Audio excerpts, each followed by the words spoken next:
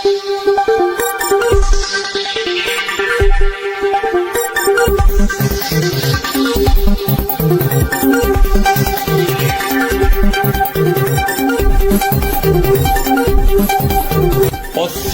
Madhesh news.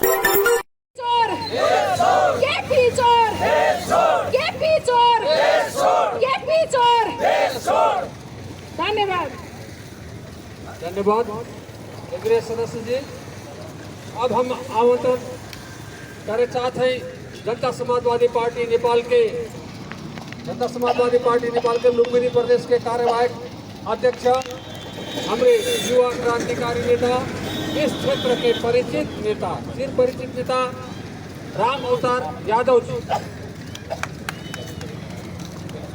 धन्यवाद उद्घोषक जी। ये कार्यक्रम में सहभागी है संपूर्ण साथी लोग। आज के ये कार्यक्रम भैरहवा, लुम्बिनी, बुटवल न रख के बनगाई के चौक पे रखने के बहुत कारण है। मधेश आंदोलन में जब देश के में 10 वर्ष जनयुद्ध चलत रहा, इस देश में माओवादी के बिगबिगी रहल, और इस माओवादी के बिगबिगी में नेपाल सरकार, नेपाल के सेना, नेपाल के पुलिस, नेपाल के सशस्त्र पुलिस, जितना सरकारी निकाय बा, जितना कर्मचारी बा, जितना नेपाल में भइल ताकत जितना रहल, वो सब माओवादी के सेना के आगे और माओवादी के सामने घुटना टेक देले रहल। वही के दौरान में 2054 साल में मधेसी जन अधिकार फोरम नेपाल के गठन भइल रहल, एक NGO के मार्फत से। और वो मधेसी जन अधिकार फोरम नेपाल अपन संगठन के विस्तार करत, मधेसिन के हक अधिकार के खातिर लड़े खातिर, आदिवासी जनजाति खातिर लड़े खातिर, अपने अधिकार के संविधान में लिखावे के खातिर प्रत्येक मोर्चा पे एक आगे के भूमिका में खड़ा रहल। और वो 2062, 63 और 64 के आंदोलन में एक भीषण आंदोलन के रूप लेली।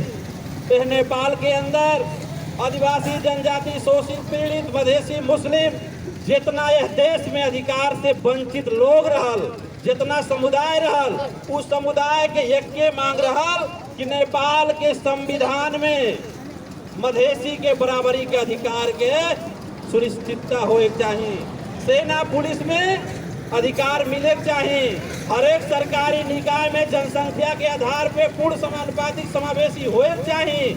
यह देश में हमन के 53-54% जनसंख्या बा, तो हमन के जहाँ बसोबास बा, मेजी से लेके महाकाली तक एक मधेश स्वायत्त प्रदेश की स्थापना हो चाहिए। और वो प्रदेश आत्मनिर्णय सहित के अधिकार संपन्न प्रदेश निर्माण हो चाहिए। वो मधेसी अधिकार फोरम नेपाल के मांग आगे सारा जौन गौर में कांड है, वो टाइम में मधेसी अधिकार फोरम नेपाल आपन आम सभा करे खातिर एक तरफ मंच लगौली, दूसरे तरफ अपने बल के जोर से अपने सेना के दम दिखावत जनमुक्ति सेना और माओवादी पार्टी एक तरफ आपन मंच लगौली जबरदस्ती, जबकि नेपाल के सरकार एक जगह पे 2 ठौरा मंच लगावे के अधिकार वहनाई देले रहल। वह जनता मधेसी अधिकार फोरम नेपाल के अधिकारी निर्णय रहल और उस जगह पे मंच लगौली। बल जब्ती पूर्वक माओवादी के लोग उस जगह पे आपन मंच लगौली प्रभु साहब, और उस जगह पे माननीय उपेंद्र यादव जी संबोधन करे के कार्यक्रम रहल।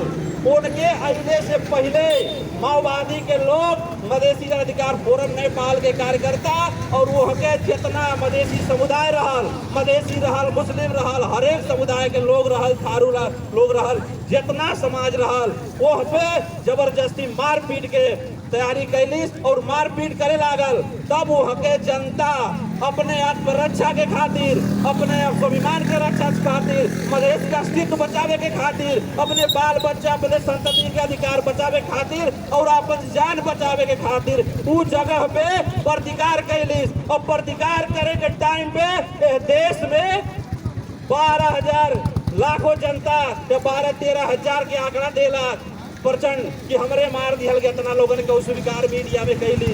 अगर वो प्रतिकार के टाइम पे वो जनता लोग अपन जान बचावे के टाइम पे 27 लोग मर गए तो बहुत भारी बात नहीं हो गई। मधेश के अंदर पूरा देश में जितना जान ले बा माओवादी वो करे सामना में तो कुछ भी नहीं हो 27 लोगन के।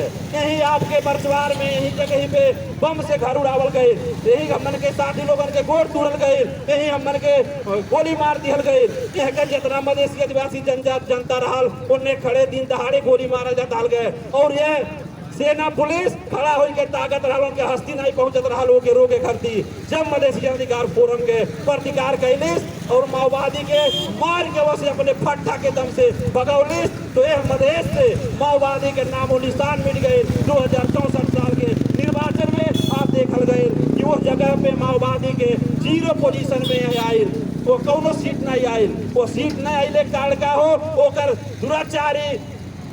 दुराचारी काम रहल, ओकर अत्याचारी काम रहल, मधेसी जनता के मारे पीटे वाला काम रहल, नलायकी काम करते रहल। ओकरे दौरान में प्रतिकार कैले रहल मधेसी अधिकार फोरम नेपाल। आज वो 18-19 साल के मुद्दा जौने मुद्दा कार्यक्रम में उपेंद्र जी आई नहीं बोले रहले और बकायदा वहाँ के जब आपके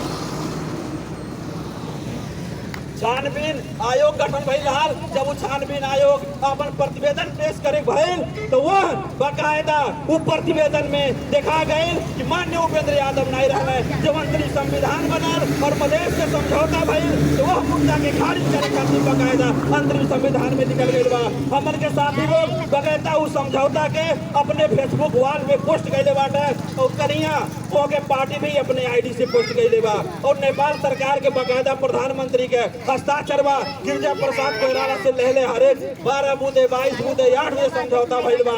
जितना राजनीतिक मुद्दा बा, जितना आंदोलन में मुद्दा रहल, चाहे माओवादी हो, चाहे आदिवासी हो, चाहे जनजाति हो, चाहे फोरम के हो, कौनो भी मुद्दा के खारिज होई और खारिज कई के एक समझौता कई के आए वाले दिन में स्वच्छ छवि बना के राजनीति में हमारे फिर में उतरल जाए। जनता जेके मत दे, जेके मत के जनाधार दे, वो जाके नेपाल के संविधान के तहत वह सरकार बनाई और राजनीति के आगे बढ़ाई, नेपाल के विकास करी, एक सही मोड़ पे ले जाई। कहीं के समझौता भई रहल। मगर आज के टाइम पे आके नेपाल सरकार एक भूमि अध्यादेश लाए। वो भूमि अध्यादेश के मतलब रहल कि नेपाल के अंदर यह तराई भूभाग जितना बा, वो तराई भूभाग कि मरुभूमि बनावे के जितना नेपाल के अंदर भू माफिया बा, वो भू माफिया के बेच के उचल जंगल जमीन जौन बा ओके बेच के ओके गलत ट्रैक पे ले जाए खातिर और ओके वन जंगल काट के जैसे मध्य प्रदेश में पानी नहीं बरसा था वैसे लुम्बिनी प्रदेश में नहीं बरसा था। एक मरुभूमिकरण करे के एक योजना बना के नेपाल सरकार और केपी ओली सरकार जात रहल। ओके रोके के खातिर नेपाल के पार्लियामेंट में हमन के पार्टी के माथिल्लो तो हमें राष्ट्रीय सभा में 3 सीट जमा बा। जितना चोर भ्रष्टाचारी रहने पार्टी के फोड़त और नेपाल के जितना एहमें देसी विदेशी शक्ति रहल बारम्बार उपेंद्र यादव फोड़ली, बारम्बार पार्टी फोड़िए कमजोर बनौली। जब निर्वाचन आयल माननीय उपेंद्र यादव और मधेसी अधिकार फोरम नेपाल, आज के जनता समाजवादी पार्टी नेपाल एक अच्छा शक्ति बन के यहाँ के जनता लोग बनौला कि हमारे अधिकार की खातिर लड़ी, हमारे अधिकार स्थापित करवाई। जब यह देश में मधेसी के प्रति, आदिवासी के प्रति, जनजाति के प्रति कौन भी समुदाय के लोग रहे, जब ओकरे प्रति अत्याचार होई तो जनता समाजवादी पार्टी नेपाल अधिकार के खातिर आवाज उठाई।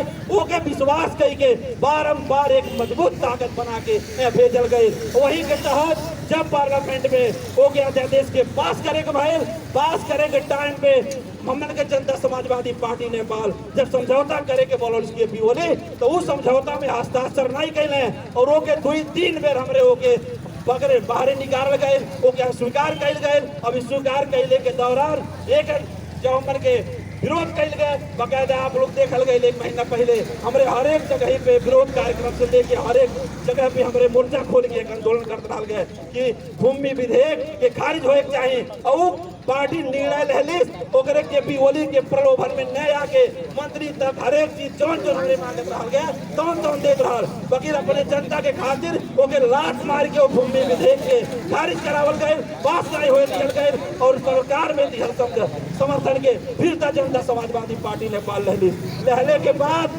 जब हमारे गाँव से निकल गए तो भूमि विधेयक वो पास नहीं करा पौलिस 3 सीट कम होने के कारण से राष्ट्रीय सभा में वो अपने विधेयक के पास नहीं करा पौलिस पास नहीं करा गए के बाद ओकर प्रतिशोध साधे खातिर माननीय उपेंद्र यादव के फंसावे के खातिर उनके मनोबल गिरावे के खातिर मधेसी के हक अधिकार से लड़े वाला नेता के मनोबल तोड़े के खातिर ई परमादेश जारी करौलिस कि गौर कांड के छानबीन हो चाहिए। हमार भी एक मांग है अब मीडिया लोगन के साथी के मार्फत से अगर गौर कांड के छानबीन हो सकता है तो प्रचंड ने 12,000 आदमी मन लेबा वो के छानबीन हो चाहिए। पितरी कांड भइल बा वो के छानबीन हो चाहिए। सोनौली कांड भइल बा वो के छानबीन हो चाहिए। दीगापुर कांड में जो 7 तत्व बाहर आए रहा वो के हो चाहिए। जितना मधेश में मार गए बाटे पुलिस के गोली से और माओवादी के गोली से हर एक जनता के अधिकार हो चाहिए। एक उपेंद्र यादव जेल जाई है तो 75 उपेंद्र यादव पैदा हुई है उनके विचार के क्यों नहीं मार पाई। जे सही रूप में गलत काम कैले बा, जे सही रूप से भ्रष्टाचारी बा, जे हत्या कैले बा, हिंसा कैले बा ओके जेल जाए चाहिए। ई जनता समाजवादी पार्टी नेपाल के मांग हो और मान्यता हो।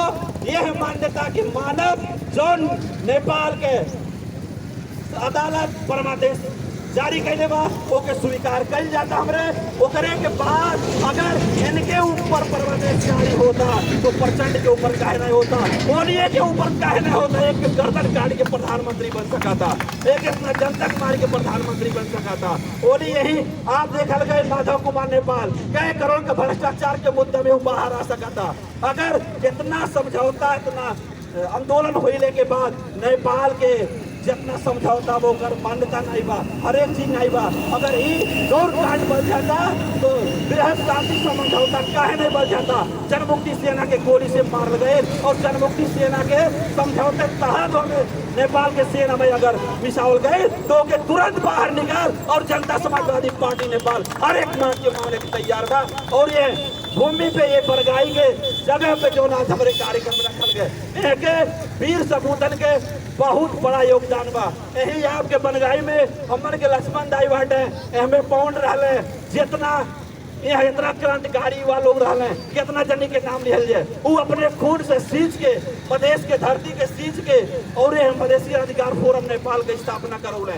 आज उनके एक मकसद रहा जितना साथी लोग रहे उनके एक मकसद रहा कि नेपाल के संविधान में हमारा अधिकार लिखाए चाहिए, हमारे बाल बच्चन के अधिकार लिखाए चाहिए। ये क्रांति के एक से मकसद हो कि राजनीतिक मुद्दा के हिसाब से स्थापित हो चाहिए। यही मुद्दा अगर समझौता के हिसाब से स्थापित सबके लिए हुई बा तो जनता समाजवादी पार्टी नेपाल और मधेसी अधिकार फोरम नेपाल के समझौता के कारण हो चाहिए।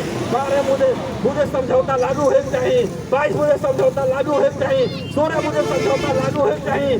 अगर गौर कांड के छानबीन हो चाहिए तो बिहारी कांड भी छानबीन हो चाहिए, मरचुआर के घटना भी कांड छानबीन हो चाहिए, आपका सुनौली कांड भी छानबीन हो चाहिए। ई जनता समाजवादी पार्टी नेपाल लुम्बिनी प्रदेश और जिला कमेटी के मांग हो। अगर ये के नकारे के कोशिश करी तो ये ओली सरकार ही न सोचे कि धरती पे मधेश के जमीन पे अब है नहीं वहाँ लोग मर गए बाटे एक आवाज उठाए वाले नहीं बाटे। एक से एक युवा पैदा हुई है और नस्लीय सरकार के ईट से ईट बजा दी जाए। जितना उनके बंदूक में गोली नहीं बा वो से ज्यादा हम मन के सीना में याद भरल बा जब भी हमरे ओकरे खाती गोली खाए खाती और हर एक काम करे खाती तैयार बाटी। अपने माँ के खाती हमेशा लड़ल जाए जब तक ये शरीर में जान रही। ये बिकाऊ गोरू कुछ लोग बिका के पार्टी से लेकर हर एक समुदाय के कमजोर बनाए वाला कारोबार कैले उनके साइड लगावत आए वाले दिन में पार्टी के संगठन निर्माण करत हर एक मोर्चा में जनता समाजवादी पार्टी नेपाल हमेशा अग्रपंक्ति में रही। मधेश के अधिकार खातिर भूमि के अधिकार खातिर चाहे जो देख ले अगर जनता के विपरीत अगर कौनो भी विधेयक आवता, सबसे पहले आंदोलन के घोषणा जनता समाजवादी पार्टी नेपाल करी और ओकर इतिहास हमेशा बरकरार बा। एक कहत यह उपस्थित भइल साथी लोग जनता पार्टी हर एक तरह से सहयोग करे के आह्वान करत। अगर ई भूमि ई परमादेश के वापस लेता, नियम संगत कराता तो समझौता होई, ना ही तो बगावत होई। जौने तरह के बगावत करे चाहिए नेपाल सरकार हमरे वहां तक हाथ तक जाए खातिर तैयार बाटी। एक खातिर इन नस्लीय सरकार के सचेतना और एक चेतावनी दे अपने बाड़ी के ही विराम दिया जाता। हस्त धन्यवाद। जय मातृभूमि, जय मधेश।